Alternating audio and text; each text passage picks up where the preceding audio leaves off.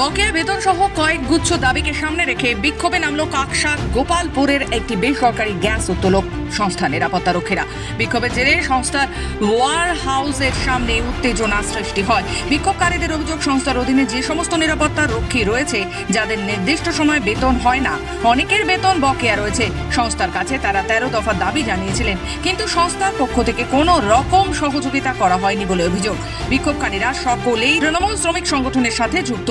এ বিষয়ে তারা দলের ঊর্ধ্বতন নেতা কর্মীদের জানিয়েছিলেন, কিন্তু দলের পক্ষ থেকে কোনো রকম সহযোগিতা তারা পায়নি। নিরাপত্তারক্ষী হিসেবে তাদের নিয়োগ করা হলেও তাদের বর্তমানে ওয়াশম্যান হিসেবে কাজ করানো হচ্ছে বলে দাবি।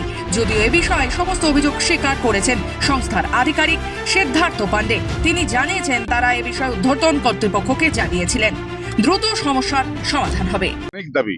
প্রথম কথা হচ্ছে যে আমাদের যে সমস্ত ওয়ার্কাররা চাকরি করছে এখানে, সিকিউরিটি আরো অন্যান্য স্টাফ যারা করছে, তারা দীর্ঘদিন ধরে বঞ্চিত হচ্ছে।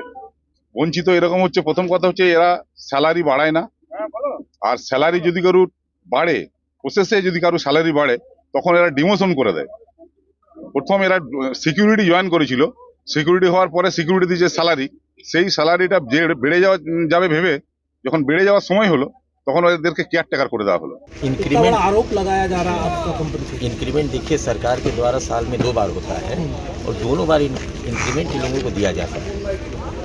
और लोकल जो लोग हैं वो लोग को तो आप नहीं लेते हैं, बाहर से लोग नहीं सब लोग लोकल हैं। जैसे केवल जो टेक्निकल लोग अगर जो नहीं मिलते हैं वही बाहर से लोग आते हैं, नहीं तो अधिकांश सभी लोग तो जितने हैं सब लोग लोकल ही हैं यहाँ पे, कोई बाहर का नहीं है। आज क्या काम बंद है क्या? अभी यहाँ का गेट ये लोग बंद किए हुए हैं।